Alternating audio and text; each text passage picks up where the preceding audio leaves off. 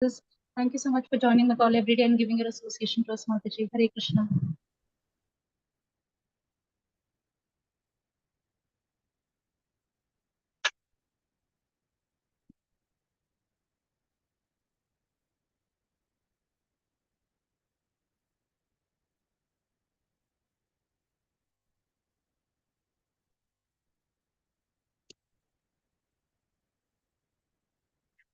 Hare Krishna, Darshini Mataji. Please accept my humble obeisances. All glories to Srila Prabhupada, all glories to Srila Gurudev.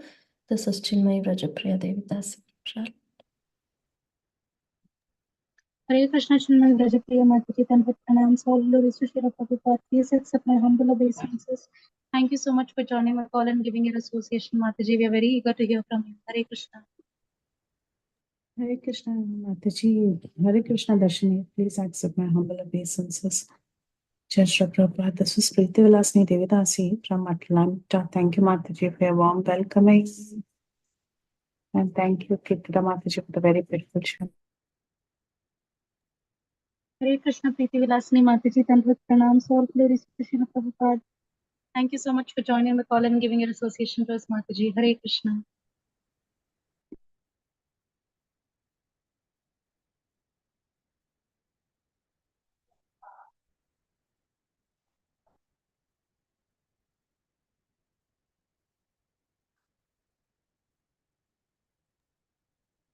Hare Krishna, dear devotees. Anyone else would like to introduce themselves?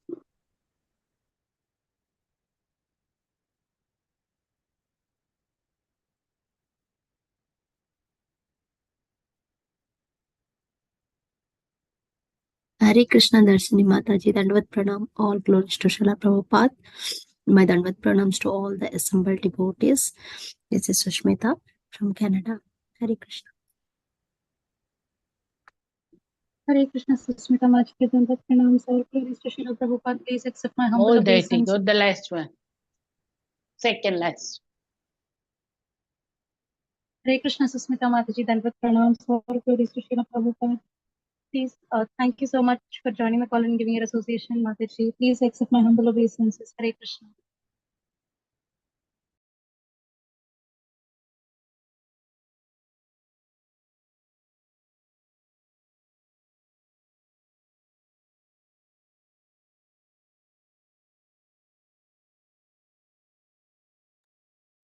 Hare Krishna, dear devotees. Dandvat pranams. All glories to Srila Prabhupada. Please accept my humble obeisances.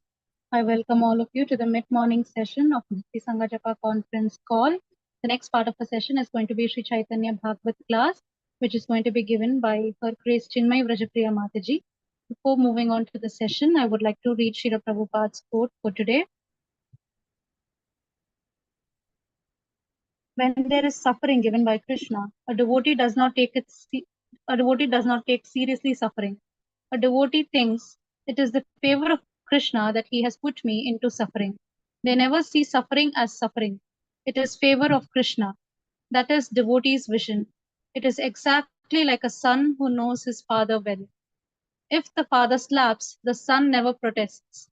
He knows that it is good for me. Similarly, a devotee is never disturbed when there is suffering given by Krishna. Bombay, May 2nd, 1974. Jagat Guru Srila Prabhupada ki jai. Hare Krishna, dear devotees. We'll move on to the next part of the session, that is Sri Caitanya Bhagavatam class, which is going to be given by Her Grace Cinmayi Vrajapriya Mataji. Hare Krishna, Mataji. Then with pranams, all glories to Srila Prabhupada. Please accept my humble obeisances.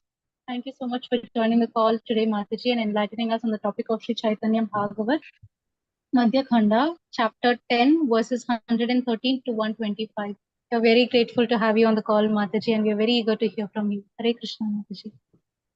Hare Krishna, Darshini Mataji. Thank you so much for your warm welcome. Mataji, I don't deserve anything. You all giving your time is a big benediction to me. This week was full of excellent speakers, and the anticlimax is me, so please pardon me. That I even dare to talk on Chaitanya Bhagavat. But whenever Preeti Vilasini Mataji gives me this opportunity, I take it just to purify myself. So please tolerate me. The verses are so beautiful that we can enjoy the Lord's glories here. So Start with Mangalacharan. Om Ajnanaatimirandhasya Jnananjanashalakaya Chakshurunmilitam Yena Tasmai Shri Gurave Namaha. Shri Chaitanya Manobhishtam Sthapitam Yena Bhutale Swayam Rupaha Kada Mahyam Dadati Swapadantikam.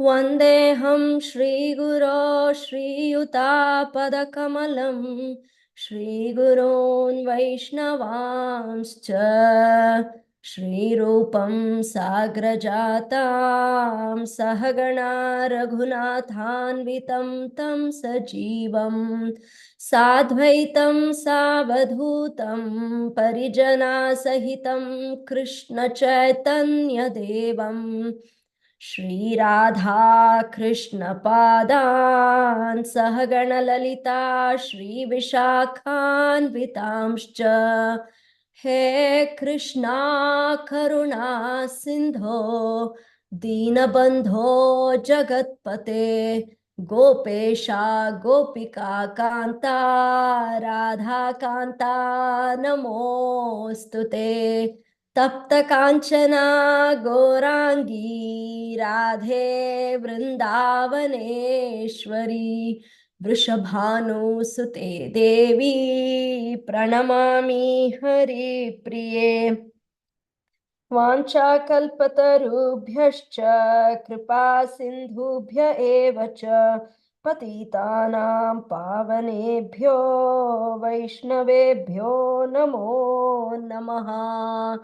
Jaya Shri Krishna Chaitanya Prabho Nityananda Shri Advaita Gadadhara Shri Vasadi Gaura Bhakta Vrinda Hare Krishna Krishna Krishna Hare Hare Hare Rama Rama Rama Hare Hare Namam Vishnupadaya Krishna Pristhaya Bhutale Srimate Bhakti Vedanta Swaminiti Namine Namaste Saraswate Deve Gauravani Pracharine Nirvishesha Shunyavadi Paschatya Deshatarine Panchatattvatmakam Krishnam Bhaktarupa Swarupakam Bhaktavataram Bhaktakyam Namami Bhakti Shaktikam.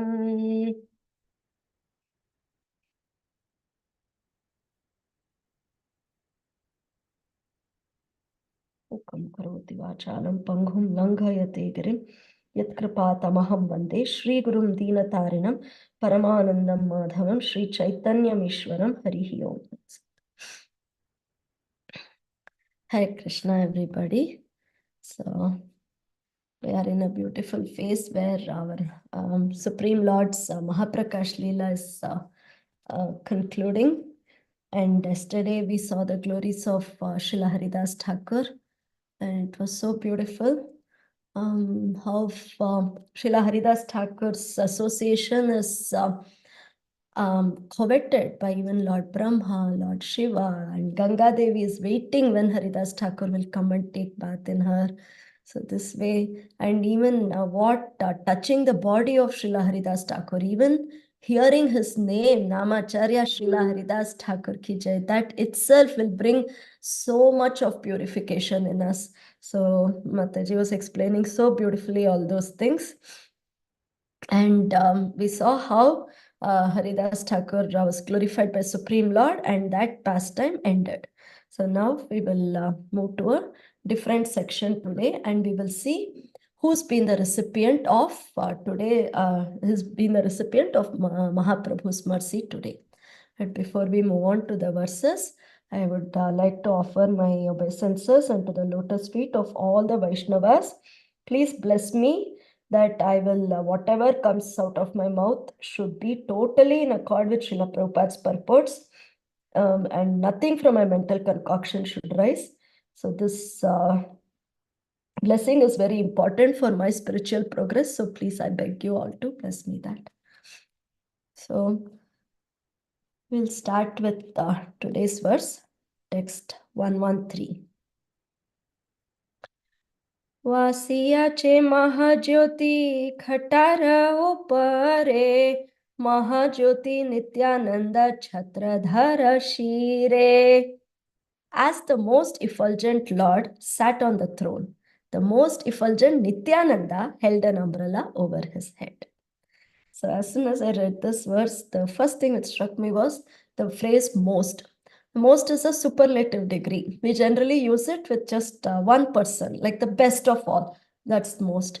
But here, Srila Vrindavan Dasa Thakur says Mahajyoti for both the Supreme Lord Chaitanya Mahaprabhu and the Supreme Lord Nityananda Prabhu. Why? Because both of them are the Supreme Personalities of Godhead. They are the same Supreme Lord, and it's just that one is in enjoyer mood and one is in the servitor mood. The Supreme Personality of Godhead who is in the enjoyer mood is sitting on the throne, and the Supreme Personality of Godhead who is in the servitor mood is holding the umbrella. So this is so beautiful. And we know the effulgence. The effulgence of the Supreme Lord is the bodily rays, the bodily glow which is coming from the Supreme Lord's personality of Godhead. From him it comes. And this is just an exhibition of his energy. It is one of his energies which comes. And we all know how the Supreme Lord even uses this effulgence in his pastime. So we know this pastime where the Supreme Lord was in Banaras, and in Banaras there were just Tapana Mishra and Chandrasekhar Acharya who were devotees of the Supreme Lord. Other than that, the entire Banaras was filled with Mayavadis, and the Supreme Lord would take association of just these two personalities. And then there was a Maharashtrian Brahmana also. So this Maharashtrian Brahmana went and spoke to Prakashananda Saraswati about the Supreme Personality of Godhead, about Lord Chaitanya Mahaprabhu. He describes Chaitanya Mahaprabhu so beautifully, and he says how Mahaprabhu is so beautiful and how he has all the bodily features of Narayana. The moment anybody sees Chaitanya Mahaprabhu, they can know for sure he is Narayana. He is so effulgent, so beautiful. And the moment anybody sees him, they will start chanting the name of Krishna. This is the power he has. So this way, when he describes Prakashananda Saraswati was not very responsive. He doesn't give the appropriate response. And over the time, the devotees will arrange a meeting where the Supreme Lord will also be invited. All the sannyasis will be invited. The Supreme Lord will also agree to take part in this. And when the Supreme Lord goes and he sees the room is filled with all the Mayavad sannyasis, the Supreme Lord offers his obeisances to them, and then he goes to wash his feet. And there itself, near the foot basin, he sits. And he sits there. And the Lord exhibits his effulgence at that time.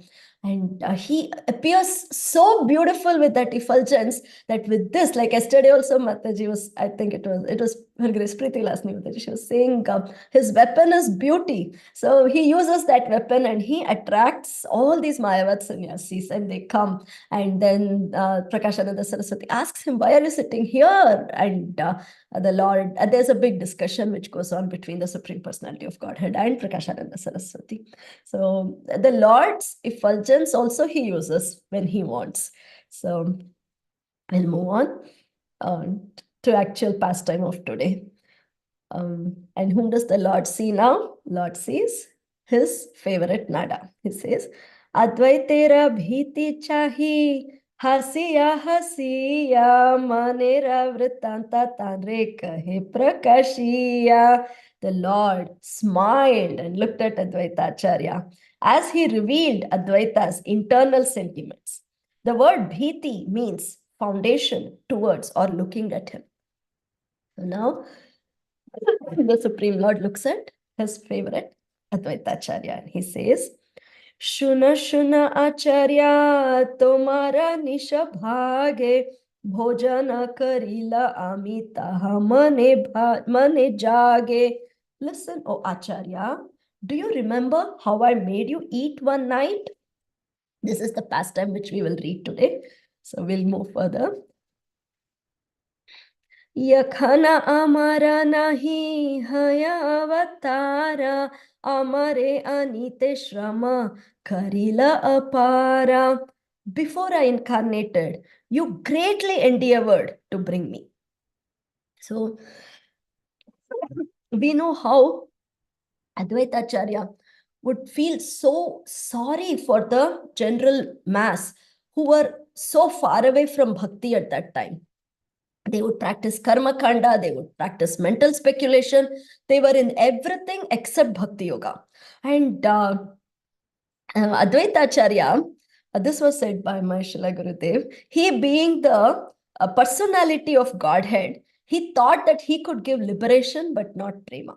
So he wanted the Supreme Personality of Godhead himself to come and give prema to everybody. So he started praying intensely for the Supreme Lord. He worshipped Shaligram Shila with tulsi leaves and Ganges water, and he would cry. His crying would be heard in different planetary systems. That way he would cry and he would beg the Lord to come. So here the Lord is reminding him, he's saying, before I incarnated, you greatly endeavored to bring me. In fact, there are many instances where Mahaprabhu tells this. Many places where he says, oh Advaita Acharya, because of you I came. Oh Nada, because of you I came. So Mahaprabhu is so happy and he reciprocates so nicely with Advaita Acharya. And Mahaprabhu goes further. He says, Gita Shastra padavo vakhana bhakti matra bhujite tomara vyakhya keba ache patra. As you taught Bhagavad-Gita, you would explain everything in relation to devotional service. But who was the proper candidate to understand your explanations? So Advaita Gosai would run a school where he would teach scriptures and in Navadvip. And we know how Vishwarupa, who was Mahaprabhu's older brother, would attend Advaita Acharya's school. And here the Lord also is saying how Advaita Acharya would propound bhakti yoga. He would teach bhakti yoga. So and Vishwarupa would get so influenced by Advaita Acharya's teachings that he decided to take sannyasa. So that powerful was Advaita Acharya's teachings. And the same Advaita Acharya, we know, just to get punished by Mahaprabhu, how he expounded the theory of Yoga Vasishtha, which tells liberation is the ultimate goal of life. And he started teaching this Yoga Vasishtha. And then Mahaprabhu came to know about this and he got so angry at his dear Nada that he disrespected him and he chastised him. And when Advaita Acharya was punished by Mahaprabhu, then he became very happy. So that Advaita Acharya would take every verse from Bhagavad Gita and give a devotional component to that verse. That was how he would teach Bhagavad Gita. So our Srila Prabhupada followed the footsteps of Advaita Gosai, and that's what Srila Prabhupada did, where he gave a bhakti component. He gave Krishna consciousness in all the verses, almost all the verses of his Bhagavad Gita as it is. So today thought, we will go through some verses of Bhagavad Gita as it is by our Srila Prabhupada, and we'll see how the translation does not imply bhakti directly, but how Srila Prabhupada brings about bhakti in all these purports. So, in the 7th chapter, 3rd verse, Manusyanam Sahasreshu, Srila Prabhupada in his purport, he says, the first 6 chapters of Bhagavad Gita are meant for those who are interested in transcendental knowledge, in understanding self, the super self, and the process of realization. Sambandha, Prayojana, and Abhideya. By Jnana Yoga, Dhyana Yoga, and discrimination of self from matter, Sankhya Yoga. But we'll see how Prabhupada has introduced Bhakti Yoga in most of these verses. So we'll see some verses in the first 6 chapters of Bhagavad Gita. So hope I don't bore you people. I'll try to make it as interesting as I can. So this is first chapter, observing the armies. So Bhagavad-Gita is yet to be revealed to Arjuna. This is just the beginning where our Sanjaya has introduced the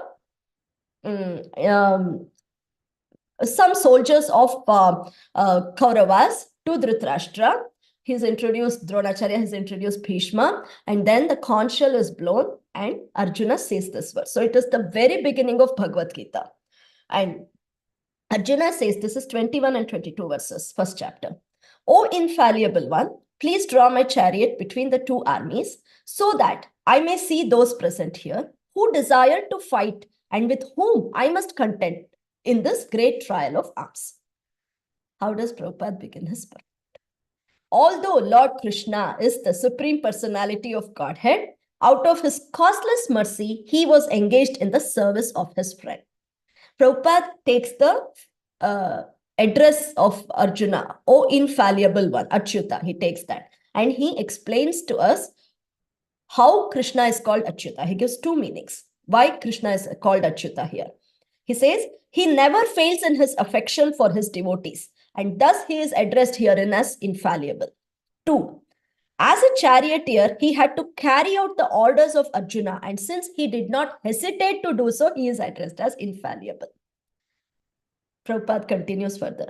Although he had accepted the position of a charioteer for his devotee, his supreme position was not challenged. In all circumstances, he is the Supreme Personality of Godhead, Hrishikesha, the Lord of the total senses.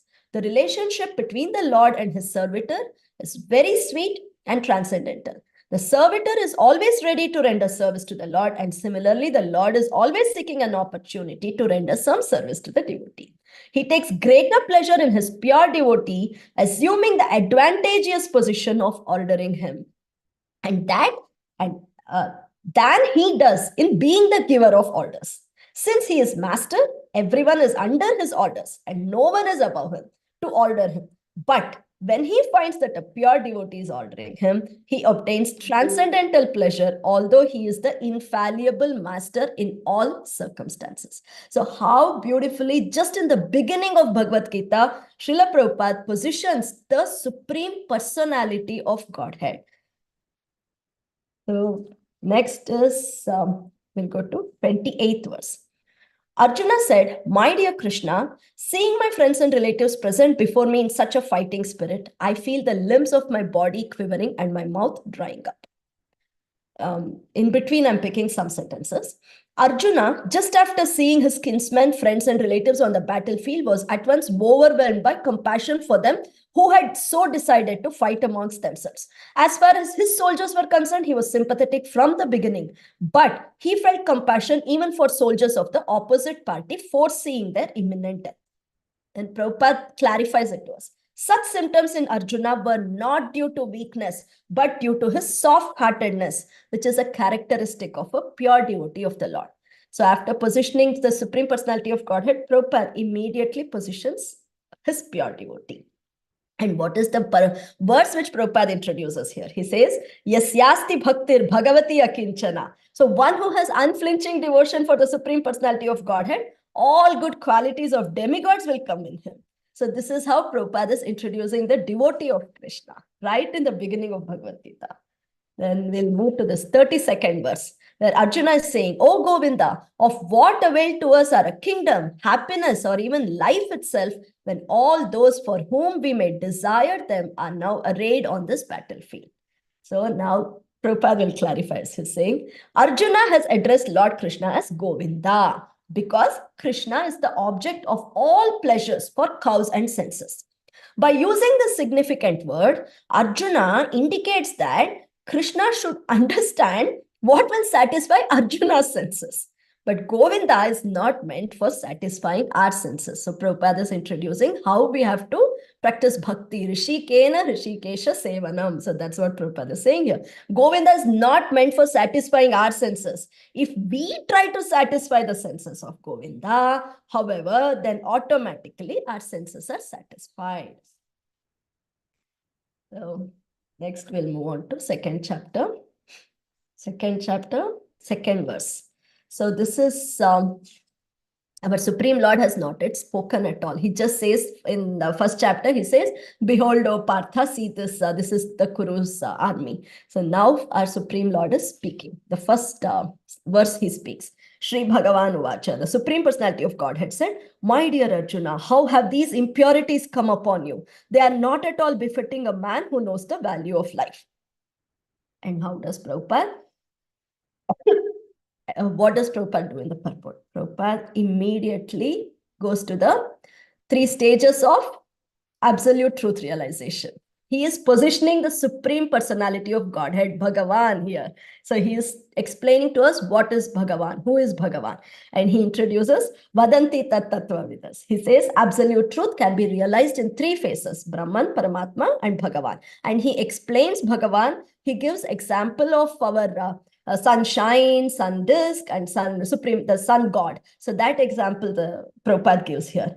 And then he goes to Ishvara Paramah Krishna, Sachidananda Vigraha, where he's saying Krishna is Sachidananda Vigraha, and he ends this purport by Ete Chamsha Kalapumsa, Krishnastu Bhagavan Swayam. So for one phrase, Prabhupada just takes Bhagavan and he explains it so beautifully in this purport.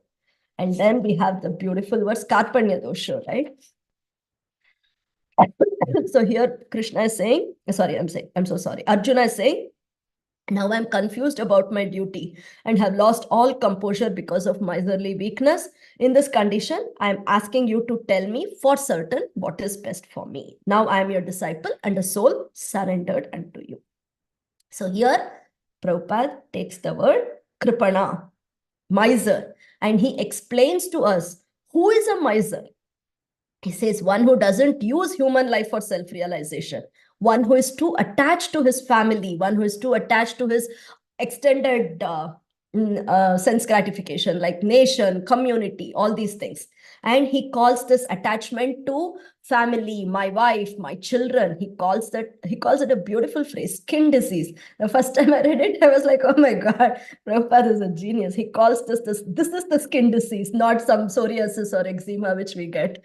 And he says, and he talks about the perplexities of life, which are like wild forest fires. So that is the purport of Srila Prabhupada, making us realize what is our position actually in this material world. And then 2.8, where Arjuna continues further and he says, I can find no means to drive away this grief which is drying up my senses. I will not be able to dispel it even if I win a prosperous, unrivaled kingdom on earth with sovereignty like the demigods in heaven. So here Prabhupada begins his purport by saying, although Arjuna was putting forward so many arguments based on the knowledge of principles of religion and moral codes, we all know how Arjuna's each and every argument was full of Shastric reference. It appears that he was unable to solve his real problem without the help of a spiritual master, Lord Sri Krishna. He could understand that his so-called knowledge was useless in driving away his problems, which were drying up his whole existence, and it was impossible for him to solve such perplexities without the help of a spiritual master like Lord Krishna. So here Srila Prabhupada is now introducing Guru to us.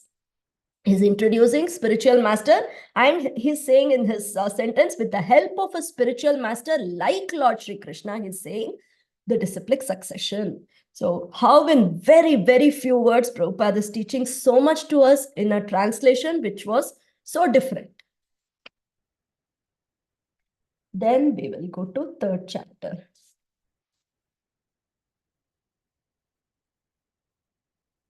The third chapter, third verse again. Here, this is a beautiful verse where Arjuna, the Supreme Personality of Godhead said, O sinless Arjuna, I have already explained that there are 2 classes of men who try to realize the self. Some are inclined to understand it by empirical philosophical speculation and others by devotional service. So in this purport, Srila Prabhupada defines Buddhi Yoga. He says, what is Buddhi Yoga? It is to depend entirely on Krishna. That is Buddhi Yoga. And what is Karma Yoga? Karma Yoga is linking process of devotion. So this is how he is bringing bhakti component in everything. And this is the verse where Prabhupada delivers his very famous punchline, which says, religion without philosophy is sentiment, or even sometimes fanaticism, while philosophy without religion is mere mental speculation. So Prabhupada, this is such a deep phrase. I have still not gone to the deeper meaning of it. Each time I read this, I feel I have understood, but again, I have not understood it. So it is such a deep phrase. And then in the fifth verse of third chapter, Krishna says, everyone is forced to act helplessly according to the qualities he has acquired from the modes of material nature. Therefore, no one can refrain from doing something, not even for a moment. And how does Prabhupada take this in his purport? He says, in contact with material energy, the spirit soul acquires material modes, and to purify the soul from such affinities, it is necessary to engage in prescribed duties enjoined in the Shastras. But if the soul is engaged in his natural function of Krishna consciousness, whatever he is able to do is good for him.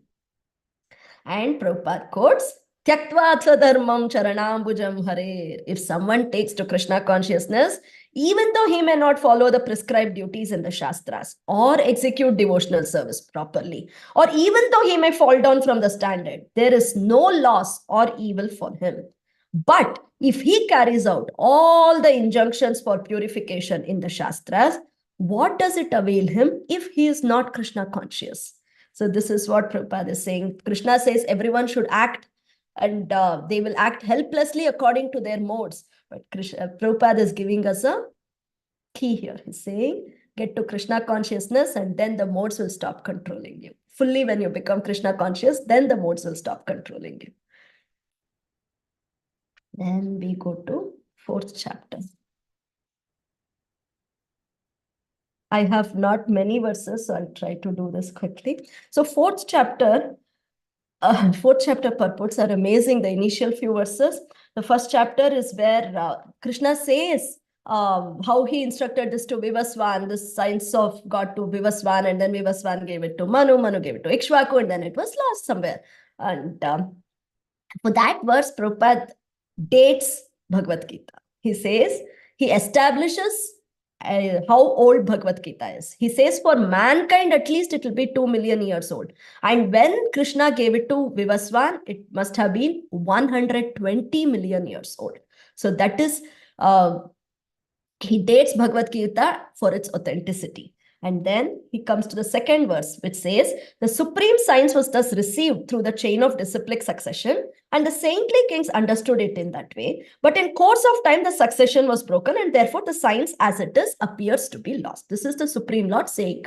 So Prabhupada says, certainly Bhagavad Gita was never meant for demonic persons who would dissipate its value for no one's benefit and would devise all types of interpretations according to personal whims. So here Prabhupada is saying why he gave this Bhagavad Gita as it is to us. He says there are innumerable interpretations rendered by different mundane scholars, but almost all of them do not accept the Supreme Personality of Godhead, Krishna, although they make a good business on the words of Sri Krishna. This spirit is demonic because demons do not believe in God, but simply enjoy the property of the Supreme. So I was reading this Dancing White Elephants, and there also I was reading how Prabhupada was invited for a Gita Sammelan. He goes there with his disciples, and he finds there is no picture of Lord Krishna. And Prabhupada becomes so angry. He says, you're talking about Gita and the speaker of Gita is not there. How can it happen? And he was so angry with the organizers for just that small thing. So it's not small, but for just that thing, he was so angry. So that way, so Prabhupada is saying, they do not believe in God, but simply enjoy the property of the Supreme. So that spirit is demonic. Since there is a great need of an edition of the Gita in English, as it is received by the Parampara system, an attempt is made herewith to fulfill this great want. Bhagavad Gita, accepted as it is a great boon to humanity. This is the instruction which Prabhupada is giving us. But if it is accepted as a treatise of philosophical speculations, it is simply a waste of time. So much we got from this one purport, which just said the science was lost. The Lord just said science was lost, but Prabhupada gives us so many meanings for it. We'll go to 5th chapter. 5th chapter, 3rd verse. So here the Lord speaks on duality. He says, one who neither hates nor desires the fruits of his activities is known to be always renounced. Such a person, free from all dualities, easily overcomes material bondage and is completely liberated, O mighty Arjuna. So here Prabhupada introduces a very beautiful aspect. The translation is only about overcoming material dualities. But what does Prabhupada do? Prabhupada says the concept of oneness with Krishna is incorrect because the part cannot be equal to the whole. Knowledge that one is one in quality, yet different in quantity, is correct transcendental knowledge, leading one to become full in himself, having nothing to aspire to or to lament for. There is no duality in his mind because whatever he does for Krishna. So Prabhupada is saying this mental duality will go when we accept achintya bheda abheda. So we are one with the Supreme Lord in quality, but not in quantity. So there is simultaneous oneness and difference. So this beautiful concept, he's gone so much deeper when the translation was just about material dualities. Then 6th chapter is a treasure house of Prabhupada's purports. I will just do some verses here. Please bear with me. First verse of Dhyana Yoga. The Supreme Personality of Godhead said, one who is unattached to the fruits of his work and who works as he is obligated is in the renounced order of life, and he is the true mystic, nor he who lights no fire and performs no duty. So Prabhupada says in his purport, although the eightfold yoga system is recommended in this chapter, the Lord emphasizes that the process of karma yoga. Prabhupada has already defined karma yoga as the process where we link to Krishna with devotion. So here again he clarifies the process of karma yoga or acting in Krishna consciousness is better. And then Prabhupada says, the criterion of perfection is to act in Krishna consciousness and not with a view to enjoy the fruits of work. To act in Krishna consciousness is the duty of every living entity because all are constitutionally parts and parcels of the Supreme. The parts of the body work for the satisfaction of the whole body. The limbs of the body do not act for self-satisfaction, but for the satisfaction of the complete whole. Similarly, the living entity who acts for the satisfaction of the Supreme whole and not for personal satisfaction is the perfect sannyasi. So Prabhupada, in the beginning itself says what kind of renunciation we should be doing. He says, one who acts for the satisfaction of the Supreme Person and not for personal satisfaction is the perfect sannyasi, the perfect yogi. And we'll go to 8th verse. A person is said to be established in self-realization and is called a yogi when he is fully satisfied by virtue of acquired knowledge and realization. Such a person is situated in transcendence and is self-controlled. He sees everything, whether it be pebble, stone, or gold, as the same.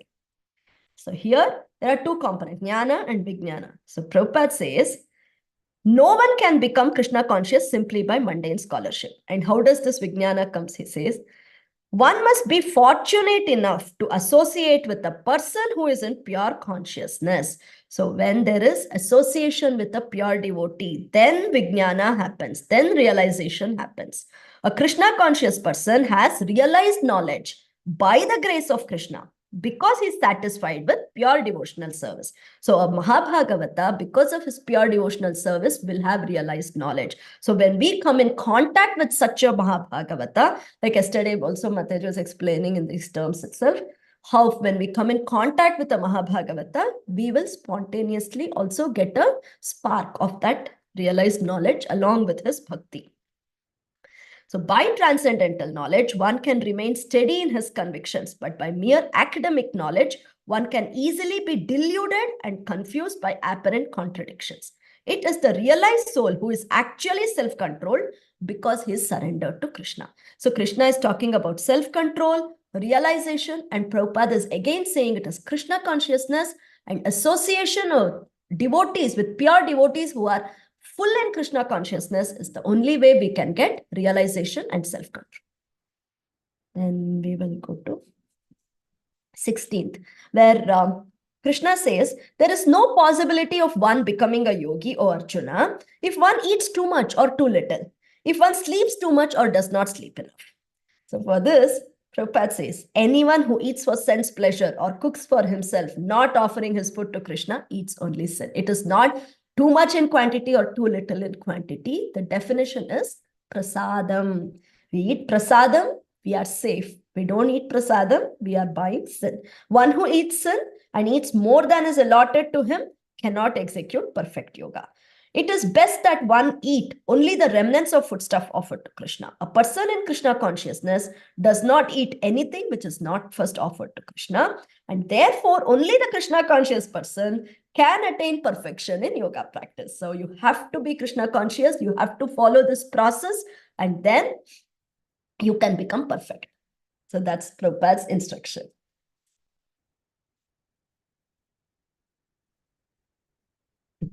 And 18th verse goes, when the yogi by practice of yoga disciplines his mental activities and becomes situated in transcendence, devoid of all material desires, he is said to be well established in yoga. So Krishna is saying by practice of yoga, he is going to discipline his mental activities and then he will get situated in transcendence, devoid of all material desires. Now, Prabhupada will say how this can be achieved. And how does he say? He says, this perfectional stage can automatically be attained by persons in Krishna consciousness. As stated in Srimad Bhagavatam, Savai Manah Krishna Padaravindayor. So here Prabhupada introduces King Ambarisha, a pure devotee. And Prabhupada talks how King Ambarisha engaged all his senses, his eyes, his ears, his nose, his mouth, his limbs, his hands, his feet, everything in the service of the Supreme Lord and became a perfect devotee. So perfection happens with Krishna consciousness. This is Prabhupada saying. And we'll go to the 30th verse. Incidentally, 30th verse was taught yesterday also. So for one who sees me everywhere and sees everything in me, I am never lost, nor is he ever lost to me.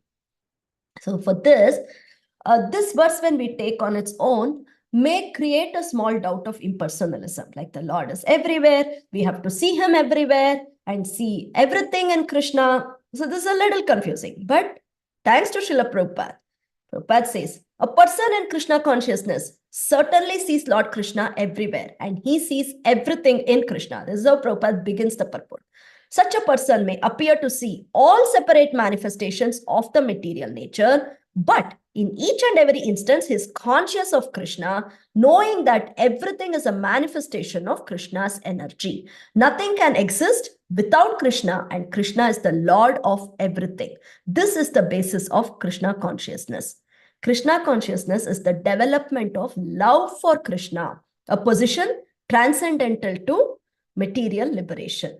To merge in Krishna is spiritual annihilation. So Prabhupada is clearly taking away any doubt of impersonalism here. To merge in Krishna is spiritual annihilation, and a devotee takes no such risk. And Prabhupada, to reinforce, quotes Premanjana Churita Bhakti Vilochanena. So he is introducing Yam Shyama Sundaram Achintya Gunaswarupam. He is introducing Shyama Sundara here for us. So,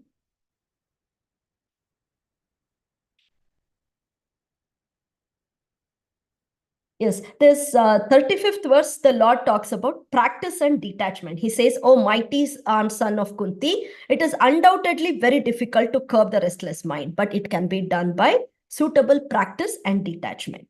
So, Prabhupada immediately, what is that practice? It is the 9 limbs of devotional service. And how will detachment come? By the first limb of devotional service, that is Shravana. Prabhupada clearly says, repeated hearing. The more one hears about Krishna, the more one becomes enlightened and detached from everything that draws the mind away from Krishna.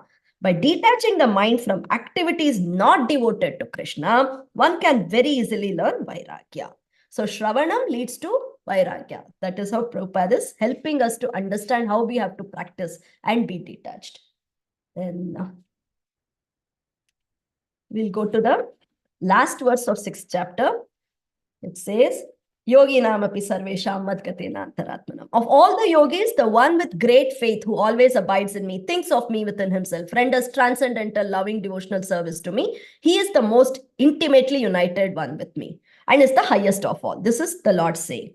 Prabhupada says, the culmination of all kinds of yoga practices lies in Bhakti Yoga. All other yogas are but means to come to this point of Bhakti Yoga. From the beginning of Karma Yoga to the end of Bhakti Yoga is a long way of self-realization. We know the yoga ladder. So Karma Yoga without fruitive results is the beginning of this path. When Karma Yoga increases in knowledge and renunciation, stage is called Jnana Yoga. When Jnana Yoga increases in meditation on Super Soul, we get Ashtanga Yoga. And when Ashtanga Yoga comes to the point of realization of the Supreme Personality of Godhead, it is Bhakti Yoga. If one is fortunate enough to come to the point of Bhakti Yoga, it is to be understood that he has surpassed all other yogas. So no doubt should be there when somebody reads Bhagavad-Gita as it is by His Divine Grace, Srila Prabhupada. There should be no doubt, why are we doing this? And is it how it should be done? Very clearly, Prabhupada makes us understand that Krishna consciousness is the way to go, and how taking even verses which did not signify Krishna consciousness in the beginning, Prabhupada gives the meaning. And I can't restrain myself. I have to say this. The last verse of Bhagavad Gita, Yatra Yogeshwara Krishna, Yatra Partho Dhanurdharaha, where Sanjaya says, wherever there is Krishna, the master of all mystics, and wherever there is Arjuna, the supreme archer, there will be opulence, victory, extraordinary power, and morality. So this is the opinion of Sanjaya. He says opulence, victory, extraordinary power, and morality. And how does Srila Prabhupada define morality? So Prabhupada says, some may protest that Krishna incited Arjuna to fight, which is immoral. But the reality of the situation is clearly stated. Bhagavad Gita is the supreme instruction in morality. The supreme instruction of morality is stated in 9th chapter, 34th verse. Manmana bhava madbhakto. So these are the 4 things which if we perform, we are moral. We are highly moral. That is, fix our mind on Krishna, become his devotee, offer obeisances to him, and worship him.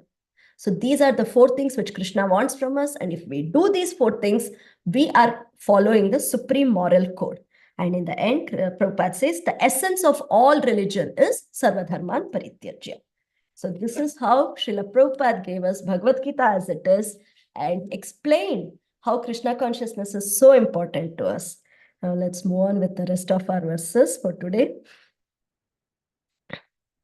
ये श्लोकेरा अर्थ नहीं पाओ भक्ति योगा श्लोकेरा न देह दोषा छाड़ा सर्व भोगा. If you did not find the devotional meaning of a verse, you would give up all enjoyment rather than find fault with the verse. So this is, if I drifted so far away from the main topic, this is Advaita Acharya teaching Bhagavad Gita to his disciples, and when he cannot find a devotional meaning to a verse, this is what he would do. So the Lord is saying, when he would not find a devotional meaning to a verse, he would give up all enjoyment, and rather than finding fault with the verse, he would find fault with himself. दुख पाई सुति ठाका करी उपवासा तबे आमी तोमा स्थाने हाई प्रकाश परकाशा. Being distressed, you went to sleep without eating. I then manifested myself before you. तुम्हारा उपासे मुई मानो उपवासा तुम्ही मोरे येई देहा सेई मोर ग्रासा. I consider your fasting as my fasting. Whatever you offer me, that is what I eat. So Supreme Personality is saying here, if you are fasting, to his devotee, he's saying, if you are fasting, I am fasting. So our Prabhupada Saraswati says, when a devotee of the Lord fasts, the Supreme Lord does not eat. The Supreme Lord never accepts any service from non-devotees. The Lord accepts only the foodstuffs that are offered by his devotees. So we know the beautiful words, Patram Pushpam Phalam Toyam, where the Lord uses Bhakti word 2 times. So that is the important component for our offering. So it is not what we offer. Of course, what we offer is important, but it is this bhakti component that should be there. And when it is there, the Lord accepts it. So he's saying when Advaita Acharya fasted, the Lord also fasted. And he goes further to say, Tilardha tomara dukha ami nahi sahi, swapne asi tomara sahita katha kahi. I cannot tolerate when you feel even the slightest distress. Therefore, I appeared in your dream and spoke to you. So the Lord cannot tolerate even the slightest distress in his devotee. So in this Mahaprakash Lila itself, the Lord has revealed so many pastimes, right? Where his pure devotees, his Parshadas, they were going through some distress and how he immediately came. So he personally came and Srivas Thakur was thrown out of the Bhagavatam Sabha of Devananda Pandita. And Srivas Pandit was so sad and heartbroken that he came and he sat and he was feeling so morose. And he was still reading Srimad Bhagavatam. The Lord entered his heart and started revealing such beautiful purports to Srivas Thakur that Srivas Thakur went into ecstasy and he started crying and the land around him got flooded. So this is how the Lord comes when his devotees are in distress. And we know Gangadas Pandit, because of the fear of Yavanas, he, for the security of his family, he took his family and came, and he was on the banks of Ganges and there was no help there. And he was worrying how maybe we should all drown ourselves in Ganges, because he was scared what the Yavana king would do to his family. So at that time, the Supreme Lord himself comes as the boatman and he rescues Gangadas Pandit. And we know how he took his Sudarshana Chakra for Haridas Thakur, how he took his Sudarshana Chakra for Nityananda Prabhu. And we know throughout Srimad Bhagavatam, Draupadi Mai, when she was disrobed, when she faced that huge assembly of Durvasa Muni and his disciples, and she didn't know how to serve them, how the Supreme Lord came running and he teased her there by asking for food. And she was like, oh my Krishna, I don't know how I'm going to feed those sages, and you are also asking me for food. What can I do now? And so he comes, he teases the devotees, but still he gives them solution so immediately, so nicely. Prahlad Maharaj, Ambrish Maharaj, we can't stop saying how many devotees received mercy of the Lord when they were in distress. Our Gajendra, everybody. So here, how Advaita Acharya receives mercy from the Lord when he is in distress is the Lord appears in his dream and he spoke to him and he says, Utha utha acharya shlokera artha shuna ei artha ei patha nisandeha jana. Get up acharya. Hear the meaning of the words. Know for certain that this is the real meaning. So our Mahaprabhu himself would give devotional meaning to verses where Advaita Acharya could not find any. And he is saying, know for certain that this is the real meaning. So this is how the Lord wants us to understand scriptures. He wants us to put the bhakti component in everything and understand scriptures. And that is what Srila Prabhupada so mercifully did for us through all those verses in Bhagavad-Gita, where he put bhakti component everywhere. Everywhere he talked about Krishna consciousness, and the Lord himself is approving that here. Uthiya bhojana kara na kara upasa tomara lagiya ami kariba prakasha. Get up and eat. Do not fast. Because of you, I will incarnate. So again, see, in today's reading itself, the Lord has told Advaita Acharya 2 times that because of you, I am coming. So this is this beautiful reciprocation and interaction between the Supreme Lord and his devotees. He's just waiting for them to call him, and he's saying, yes, because of you, I will come.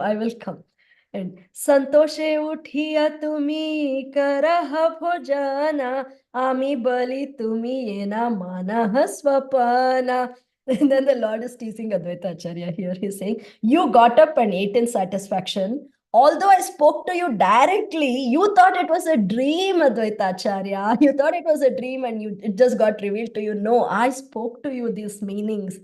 And he says, Ei mata ei pathe dvidhaya Swapanera katha prabhu pratyaksha kahaya.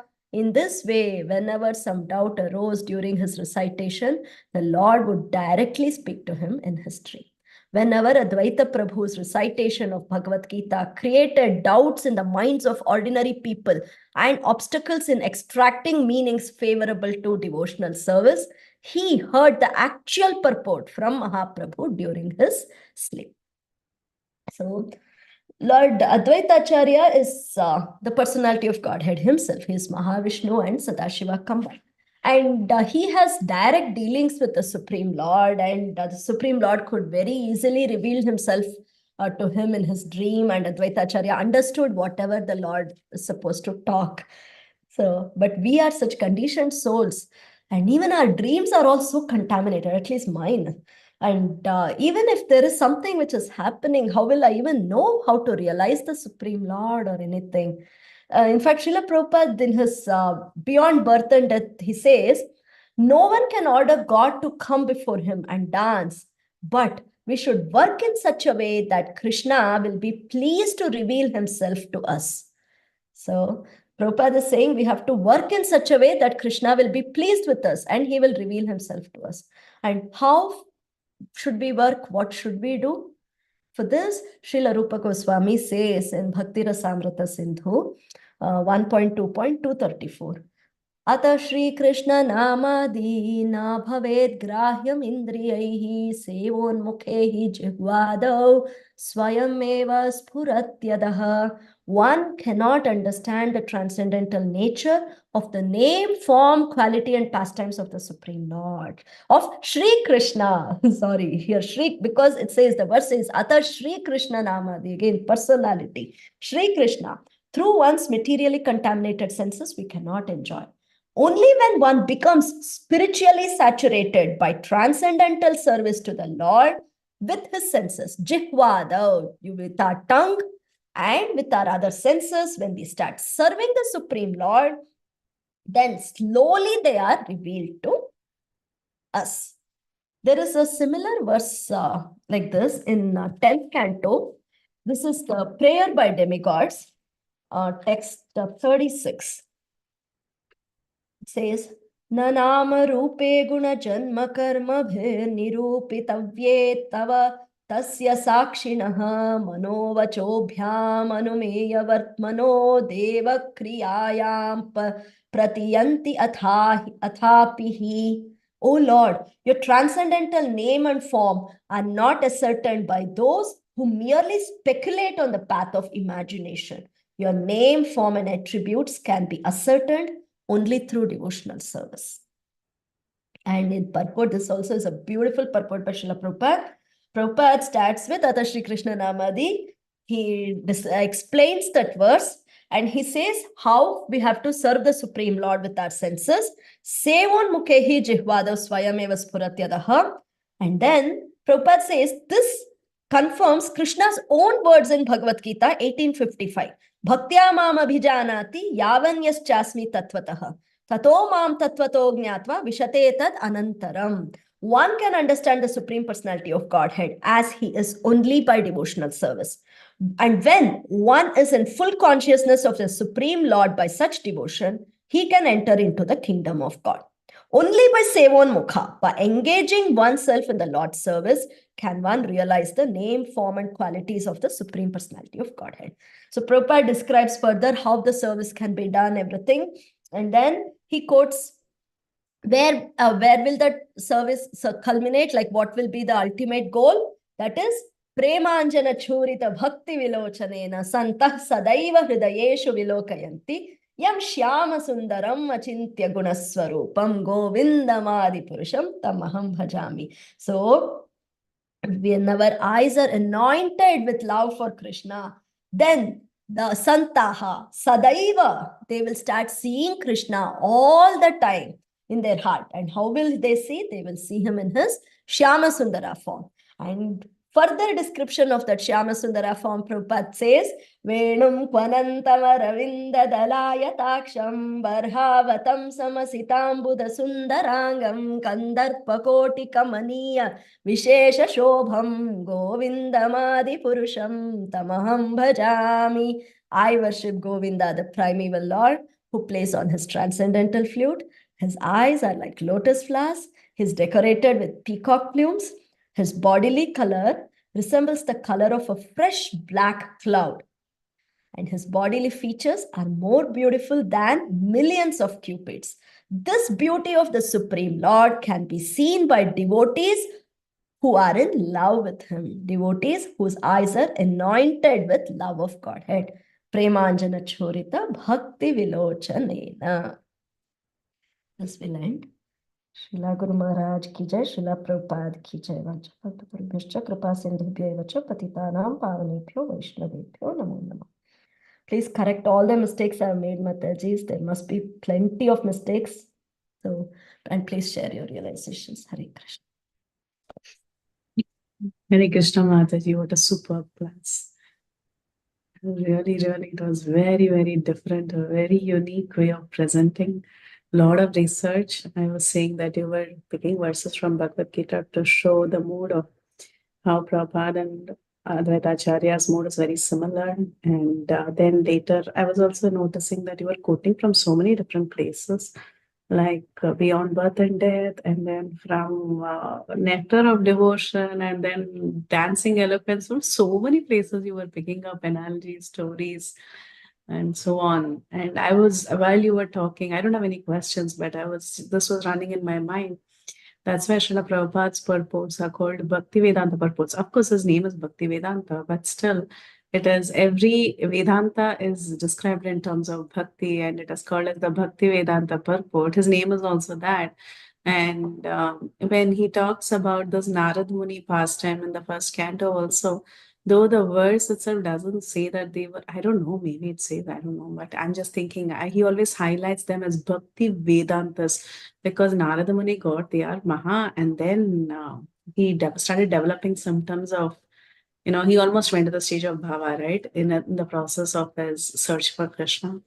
I was thinking, wow, yeah, it is actually so important to realize what Prabhupada has actually given us, and how important it is to see this in the light of bhakti. And the point here is, not only are we seeing that Prabhupada has emphasized bhakti in almost every chapter, like you mentioned, he doesn't fail to reveal that this is not his mental concoction at the same time. Like, we are calling others as mental concoction. Why are they thinking everything is one, and it is impersonal and so on? So it's a mental concoction. But the same thing can be pointed towards us. But then Prabhupada, again, in the beginning itself, like you quoted the verse from the 4th chapter, you said he very clearly says that, look, this is from Guru Parampara. I'm just going to repeat everything. And he is so consistent with what Baladev Vidyabhushan says, or with what Chakravarti Path says. And not only our Sampradaya, any Vaishnava Sampradaya has a similar commentary. So he's not, when he uses or emphasizes bhakti at different places, though the verse itself is very easy to not understand in terms of bhakti, but still, he also, though he emphasizes on bhakti, he also ensures that it is as per what the parampara has given. So it was so nice, this whole analysis of Advaita Acharya's mood and Srila Prabhupada. Very nice, Mataji. Thank you so much for all the beautiful insights that you gave. One thing I kind of got diverted was when you were talking about 2 superlatives. So what was that? Can you repeat? I just heard a little bit and then I left it because I got some work-related thing. So, but I wanted to hear that fully. So can you repeat that for me? This is my mental concoction. No, but still, I would like to hear it. So. When I read it, like generally when we use the word most, we use it only once for something, right? And so nicely that Mahajyoti, I think that's the word. Mahajyoti, like most effulgent, 2 times Srila Vrindavan Das Thakur is used. For 2 people or for 1 person? For our Supreme Mahaprabhu and Nityananda Prabhu. For both of them. Both of them are most effulgent. So I was Beautiful. just thinking I wanted to highlight it like so nicely because both are same, right? Both are Yeah. equal. Both are same. Equal, It's yeah. just one has taken the enjoyer mood and one has taken the servitor mood. And they are doing that as well. Like so the one who's taken the enjoyer mood is sitting on the throne and one who's taken the servitor mood is holding the umbrella for him. So nice. That's just my mind, Mataji. You know, it was so beautiful. Thank you. Thank you for that. I was feeling so bad I missed that because that few seconds I was pulled into something else and I came back and I was like, she finished saying it. So anyway, thank you for repeating. I was scared to say it also. Thank you so much, Preeti Lasni Mataji. Actually, when I read these verses, I was thinking of Srila Prabhupada, but I wasn't.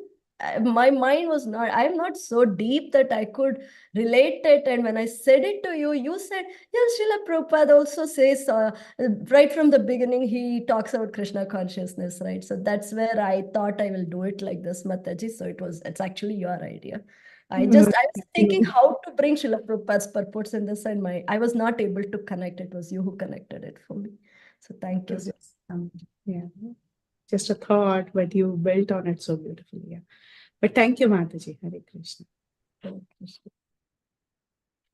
Hare Krishna, Mataji, Dandavat Pranam, our glories to Srila Prabhupada, our glories to you, Mataji. Excellent, excellent, excellent session. You know, Prabhupada mentioned that, my purpose should be read scrutinizingly, but you read scrutinizingly scrutinized Prabhupada's purport. Especially. Hmm? Thank you. You were saying, Preeti, something? I just said Hari Bol. I like that comment. Because she was so nicely scrutinizing the purports of Srila Bhakti Siddhanta Saraswati Thakur, especially his translations. So very beautiful class, Maithili. Thank you so much. You went on and on explaining that how right from the first chapter of Bhagavad-Gita, Prabhupada brings up this point of Bhakti Yoga. Because he'll always say, maybe people don't have time to read my entire Bhagavad Gita. So whichever page they open, they should come to the conclusion that Bhakti Yoga is supreme and is the supermost. So yeah. Thank you, Mataji. Thank you for bringing up these beautiful purports, reminding us again and again that how Bhakti Yoga is the ultimate. Thank you, Mataji. Thank you. Hare Krishna. Beautiful session. Hare Krishna, Mataji. Thank you. Need your blessings, Mataji. Hope I didn't bore everybody. I went on. Sometimes Mataji, how can Chaitanya Bhagavat be boring? Come on. My reading of Bhagavad Gita. Nobody can say Chaitanya Bhagavat be boring. How can something related to that Supreme who is always in prema can deliver something and, something boring? No, never.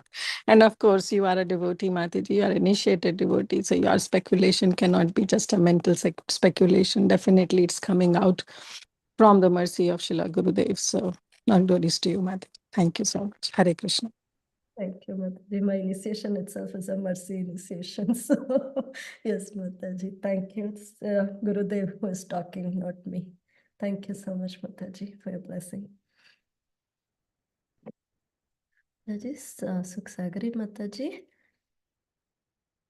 Hare Krishna, Sukhsagari, Mataji. Hare Krishna, Mataji. Dandavat Pranams. Like everybody said, such a beautiful class. And I really like that you quoted so many verses from the Bhagavad Gita. And, at least it's my realization that how much ever you read Bhagavad Gita, it feels like you've never read it. And when somebody else, gives a class, especially a sweet devotee like you, you're like, oh, wow, is there this angle to it? Is there this to it? It's just so amazing. Like when they say Prabhupada's books are like, ticking time bombs, because you don't know when what realization hits you. And it's like, nava rasa, like every time you read, there's so much more you get out of it. And you did like complete justice, Mataji. I don't know, for some reason I always feel that in Bhagavad Gita, Prabhupada has literally poured, like everything, the whole science, everywhere he's put it. And it's so potent, like each verse in Bhagavad Gita, his purpose, everything. Of course, all the books, but for some reason, Bhagavad-Gita just stands out in everything. You know, how many ever times you read, I have heard so many Maharajas also say that, you know, Bhagavad-Gita is their favorite book, like that. So thank you so much, Mataji, for bringing all those verses, beautifully compiling everything and presenting so in a very spirited way, so as to, you know, also draw us into your mood. I could totally see that how you were relishing, you know, and internalizing the purpose, and your enthusiasm was contagious, and we felt the same way, Mataji. Thank you so much, and please give more classes, Mataji, frequently. I'm also, you know, taking this opportunity to, I know if Lalitangi is not there, but it's been so long we haven't heard her. So it'd be nice if she can give a class too. She's also a Bhagavad Gita expert. So thank you so much, Mataji. Hare Krishna. Thank you, Saksagri Mataji. Yes, Mataji. Yeah, so sorry, I don't have a question. It was like nectar just pouring, you know. So no questions, Mataji. It is a dull brain here. Dull mind. No questions, please. Please share your realizations. That's it, Mataji, and give your blessings to me. And as you said, yes, Mataji, in Bhagavad Gita, especially Prabhupada doesn't give very long purports. Very few verses have those long pages to pages purports. He gives very precise purports, but as you said, so potent, like every word we may have to read so many times. So yes. And also the way, you know, like usually they say the education system, right, at least in America, is iterative. So like, you know, the lower grades, they'll start off on a concept and then it's developed like through the higher grades. Like say in second grade, you start with some addition, and then you go into complex, you know, complex things iteratively. You just build on that. So I feel like in Bhagavad Gita, Prabhupada has given everything, and all that is so beautifully built upon in Srimad Bhagavatam and Chaitanya Charitamrita, that, you know, when you read Bhagavatam and Chaitanya Charitamrita, you're like, oh my God, this is what Prabhupada meant when he said that in Bhagavad Gita. Like you said, it's given very concisely, precisely, but then you understand that that's the explanation when you read Bhagavatam and CC. Very beautiful, Mate. Prabhupada is a genius, super genius. The way he is written, and I mean, it's just amazing. Thank you so much, Mataji. Yes, Thank Prabhupada. you. Hare Krishna. Venita Gandharvika Mataji. Hare Krishna Mataji. Bhagavad Pranam. Hare Krishna Mataji. Dhanvat Pranam. All glories to Srila Prabhupada. Thank you, Mataji, for such a beautiful class. Very grateful to you. When you are explaining, your expressions are so nice, Mataji. Just we can see you. It's like that. Very, very beautiful explanation. Very grateful to you, Mataji. Hare Krishna. Hare Krishna Venita Gandharvika Mataji. You're not well, and in spite of that, I saw you in the morning. Welcome. No, Mataji, somehow suddenly voice went away. I did not do anything. I'm feeling good only. Really, that may be the beginning of the infection or something. Please take care. Maybe, Mataji, I don't know. Take care, and thank you, Mataji. Always there to support us, always there. Any time of the day, anything I message you, immediately the reply will come. So you're always there, Mataji. That is there in the back of my mind. So that's such a big comfort. Thank you, Mataji, for your sweet words, but very beautiful class. Thank you so much. Thank you, Mataji. Hare Krishna. Mataji's will end. In chat, I saw Sumi Mataji. Thank you so much, Sumi Mataji. Thank you, Vishwanath Prabhuji. Thank you. And again, Sumi Mataji. Mataji, you are simply this. I'm nobody, Mataji. Really nobody. Mataji, I was thinking that Sukasakari Mataji mentioned it, so I couldn't resist because it was already in my mind. Thank you, Mataji. Thank you for your blessings. And thank you, Kiran Mataji. And Sukakara Krishna Prabhu is also written. Thank you so much, Prabhuji. Hare Krishna. We'll end Mataji. Chakalpataru Bhyascha. Kripa Sambhudev. Ananta Koti Vaishnava Vranda ki jai. Shri Jai. HG Cinmayi Vrajapriya Mataji ki jai. Jai. Thank you, Mataji. Shri Chaitanya Hare Bhagavata Krishna. Madhya Khanda.